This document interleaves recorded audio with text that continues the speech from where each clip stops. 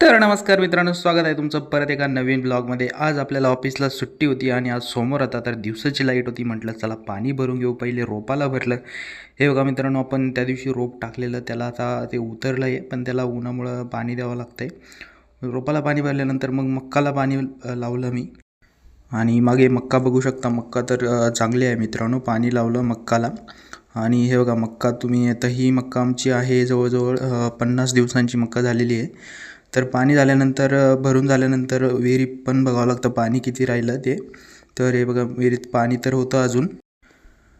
मग परत गेलो पाणी बघायला मक्काचं भरलं का नाही. मग काय मक्का हे बघा आपले. आणि अशीच आपली सायंकाळ पण झाली होती.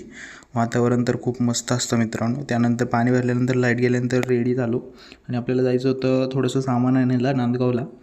तर पहिले तर निघालो घरून आणि श्रावण सोमवार होता. तर म्हटलं चला महादेवाचं दर्शन करून येऊ. तर महादेवाच्या मंदिरात आलो. इथं जवळच महादेवाचं मंदिर आहे. दर्शन केलं आणि प्रभू श्रीरामचं पण दर्शन घेतलं. आणि त्याच्यानंतर गेलो मग नांदगावला. निघालो नांदगावला जाण्यासाठी.